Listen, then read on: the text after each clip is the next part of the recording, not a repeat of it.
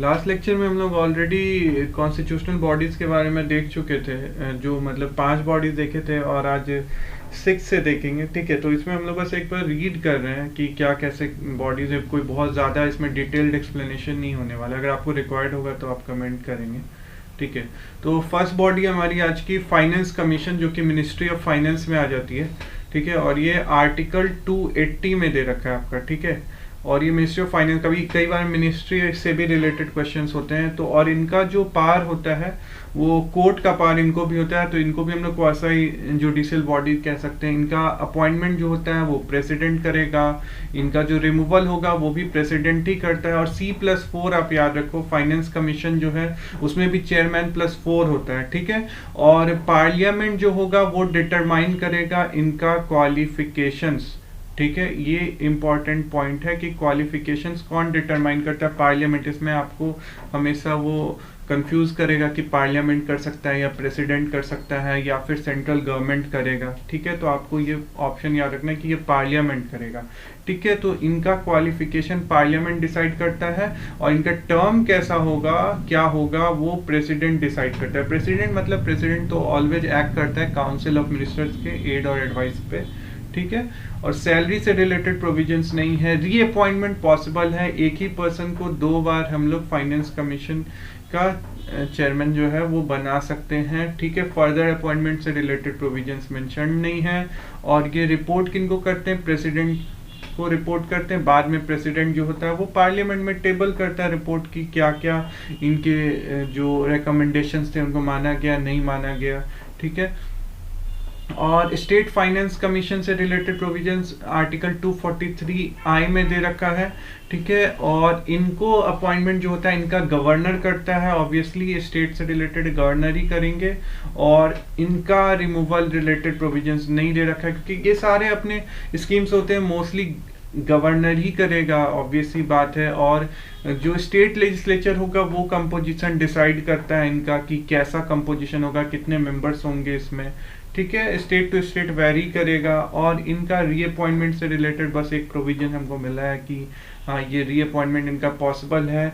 बाकी state finance commission जो है वो गवर्नर को रिपोर्ट करते हैं और गवर्नर बाद में उसी रिपोर्ट को स्टेट का जो लेजिस्लेचर है, मतलब जो विधानसभा है, वहां पे उसको टेबल कर देगा। ठीक है, जिसमें वो बताएगा कि ये इनकी रिकमेंडेशन थी, ये मानी गई, नहीं मानी गई। ठीक है, फिर तीसरी बॉडी आज की हमारी नेशनल कमीशन फॉर SCs, जो कि मतलब शेड्यूल कास्ट से रिलेटेड बॉडी है और ये ministry of social justice and empowerment के अंदर में आती है।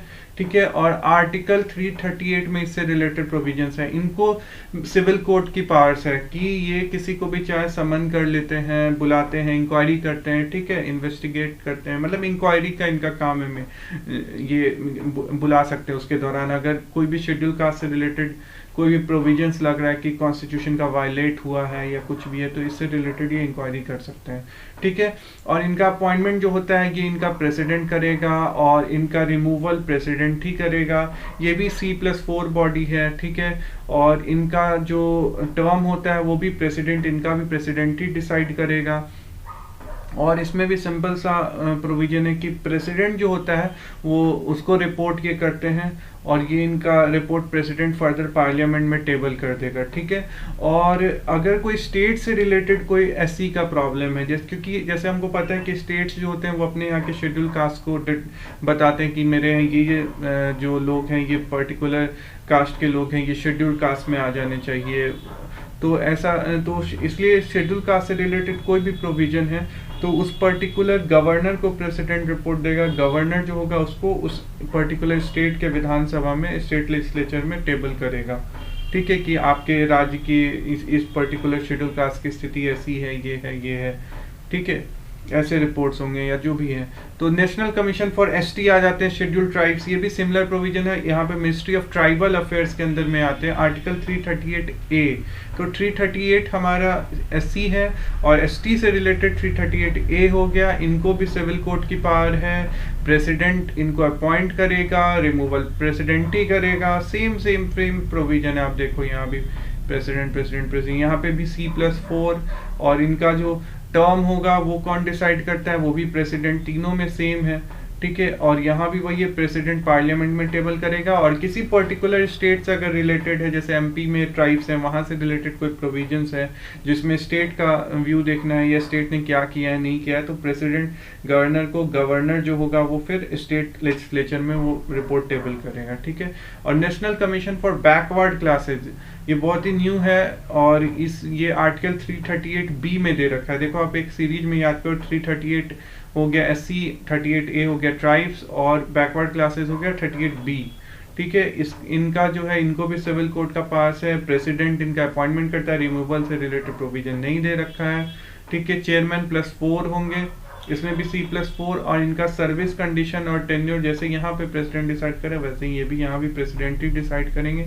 इनके केस में भी वही है, इनके केस में प्रेसिडेंट को ये रिपोर्ट करेंगे NCBC, और NCBC प्रेसिडेंट को रिपोर्ट करेगी, प्रेसिडेंट पार्लियामेंट में रिपोर्ट टेबल कर देगी, ठीक है।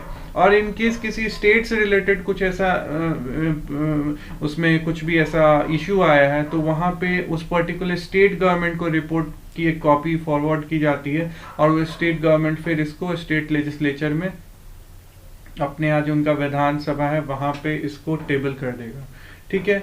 और जो लास्ट बॉडी आज की हमारी वो है कमिश्नर, जो कि या फिर इनको बोलते हैं special officer for linguistic minorities. ये मिनिस्ट्री ऑफ माइनॉरिटी अफेयर्स के अंदर में आता है। 350B याद रखना आपकी, मिनिस्ट्री ऑफ माइनॉरिटी अफेयर्स में आता है, ठीक है। और ये जो था आपका मिनिस्ट्री ऑफ ट्राइबल अफेयर्स में आ रहा था, ठीक है।